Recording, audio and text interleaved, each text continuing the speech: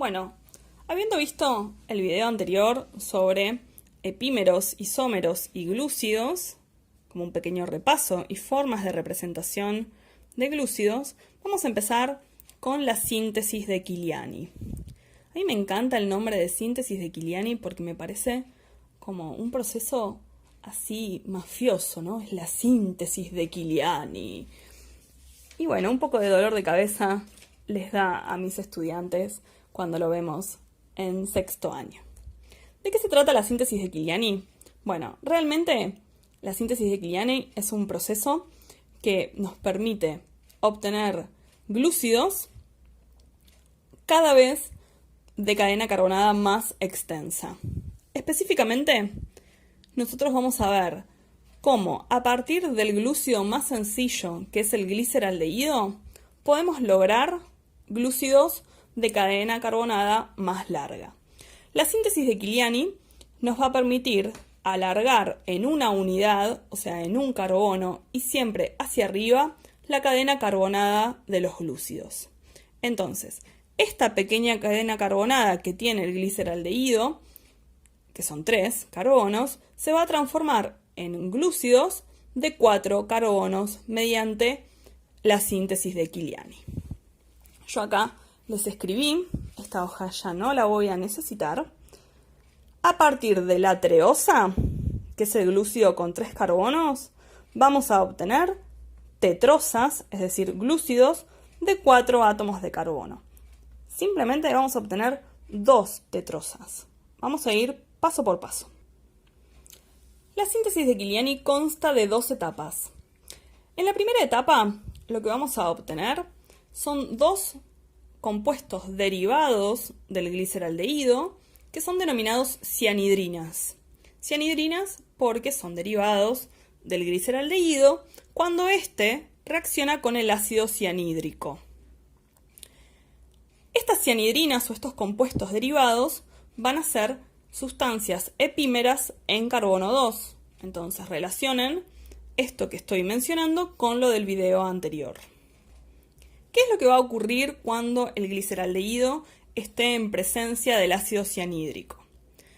Bien, como esta sustancia es un ácido, nosotros ya lo vimos en el tema de pH y equilibrios químicos, se va a producir la ruptura de la molécula del ácido cianhídrico que obviamente va a liberar o va a disociar su protón.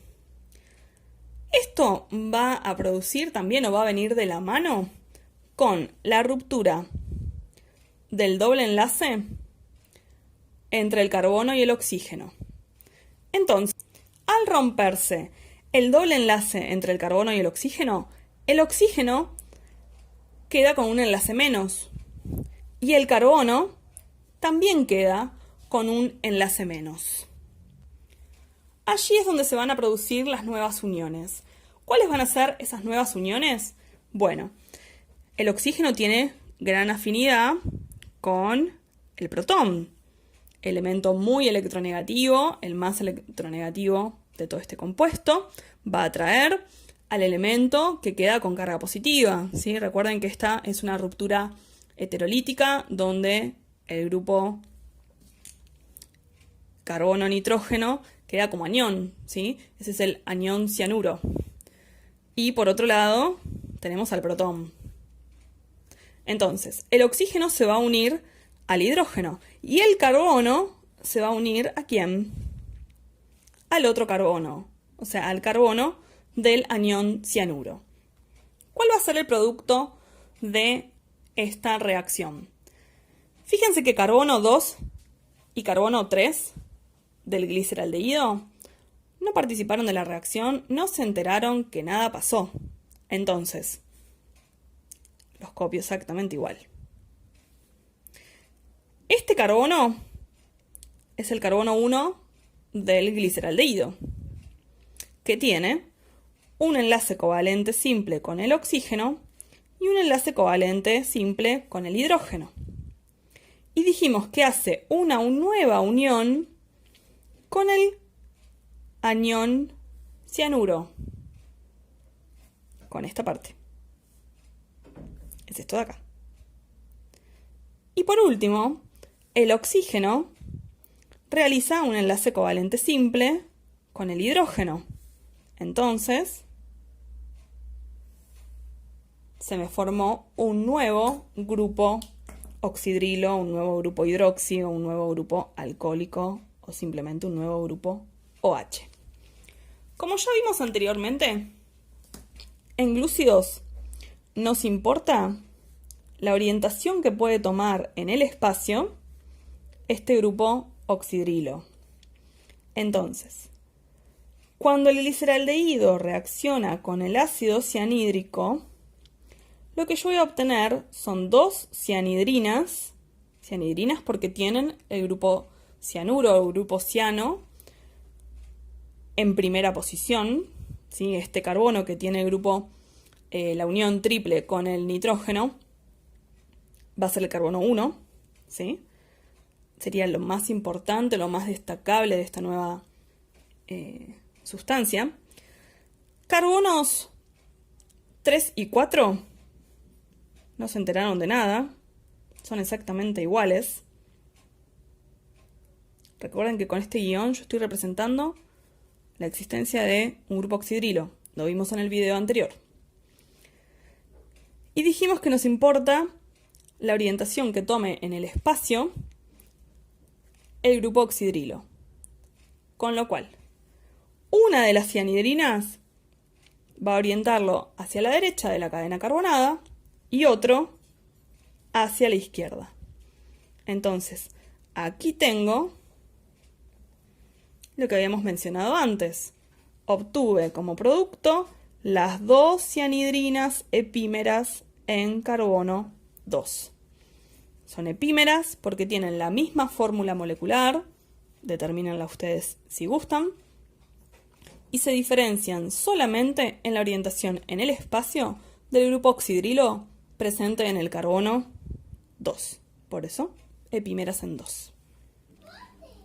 La segunda etapa de la síntesis de Kiliani va a ocurrir en forma sucesiva a la primera, es decir, inmediatamente a continuación. Se va a tratar de una hidrólisis, es decir, una ruptura en medio ácido, para poder obtener el ácido carboxílico correspondiente a estas cianhidrinas. Esta formación de ácido, como acá les indiqué, en esta primera parte de la segunda etapa de la síntesis de Kiliani, va a ocurrir simplemente en el carbono 1, o sea, en el carbono que tiene el grupo funcional. Bueno, como les decía, esta segunda etapa va a ocurrirle a las cianhidrinas. Tenía mal copiada la fórmula de la molécula de cada una de las cianhidrinas. Estaba contándoles un poco el final del chiste. Bien, volviendo con nuestras cianhidrinas en su segunda etapa. La hidrólisis ácida tiene que producir fundamentalmente dos cosas. Primero, es la separación del átomo de nitrógeno. Es decir, que la hidrólisis va a producir la ruptura del enlace covalente triple entre el carbono y el nitrógeno. Para indicar que estamos produciendo la hidrólisis ácida, sobre la flecha escribimos el agua, que es el medio necesario, y debajo la condición. La condición tiene que ser una solución ácida. Carbono 2, 3 y 4 no intervienen en esta segunda etapa de la síntesis de Kiliani, con lo cual, en nuestra representación, en nuestra ecuación, vamos a copiar la información tal cual la tenemos en la cianhidrina. Como les decía, el producto de la hidrólisis de la cianhidrina es un ácido, ¿sí? Obviamente esto es un proceso bastante complejo, lo estamos simplificando. No nos interesa hacia dónde va el nitrógeno, qué otros compuestos o productos se pueden obtener en la síntesis de Kiliani. Simplemente estamos describiendo mediante ecuaciones los procesos que sufre la cadena carbonada del glúcido o del gliceraldehído hasta obtener los productos que queremos, las tetrosas. Como sabemos que el producto de esta parte de la segunda etapa de la síntesis de Kiliani es un ácido, En carbono 1 representamos un ácido carboxílico. La segunda etapa de la segunda etapa, o la parte final, consiste en una reacción de reducción. En próximos videos vamos a ver reacciones características de oxidación y de reducción de glúcidos. Así que ahí lo dejamos como una ventana abierta. ¿Qué tiene que lograr esta reducción? Bueno, es muy sencillo. Tenemos que transformar este grupo funcional ácido a grupo aldehído para poder finalmente obtener la estructura de un polihidroxialdehído, es decir, de un glúcido que ha aumentado su cadena carbonada en un carbono. La cadena carbonada del producto final va a tener 4 carbonos. Bien, yo ya escribí los productos de cada una de las ecuaciones. Fíjense que respecté la estructura desde el carbono 2 hacia el carbono 4, ¿sí? Ya desde la cianhidrina tenemos todo lo mismo. Los últimos 2 carbonos vienen desde el gliceraldehído, ¿sí? Que es la sustancia, el reactivo número 1. Y luego lo que se va modificando es lo que sucede en el carbono 1. En la primera etapa de la síntesis de Kiliani obtengo la cianhidrina.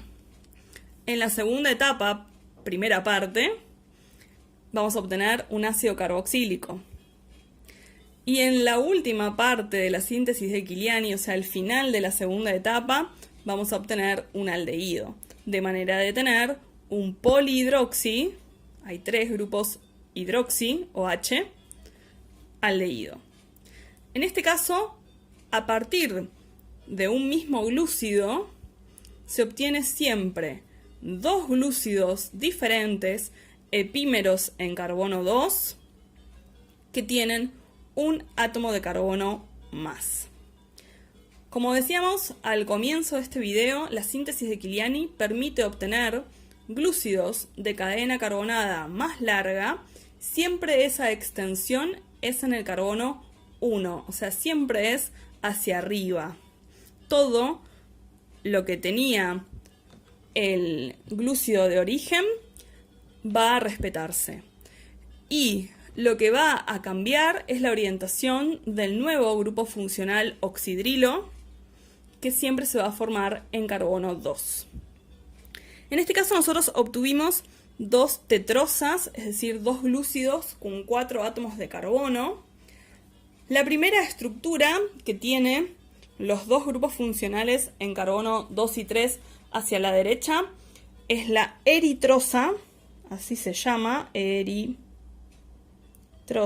juro que eso es una R, y la otra estructura, el otro glúcido que obtuvimos, es la treosa. Para los glúcidos se utilizan estos nombres comunes o tradicionales y no es tan común hablar de los nombres IUPAC, ¿sí? O los nombres sistemáticos. Bueno, para resumir, síntesis de Kiliani, ya dije varias veces cuál es su objetivo. Consta de 2 etapas. En alguna bibliografía pueden encontrar estas 2 partes de la segunda etapa como partes distintas, ¿sí? Como etapa 2 y etapa 3. Es indistinto. En la primera parte interviene el ácido cianhídrico para obtener las cianhidrinas epímeras en carbono 2. En la última parte tenemos que lograr la hidrólisis ácida para obtener un ácido carboxílico derivado de la cianhidrina. Y por último, reducir ese ácido carboxílico a aldehído para así ya obtener el glúcido o los glúcidos correspondientes. En este caso, a partir del gliceraldehído, obtuve la eritrosa y la treosa.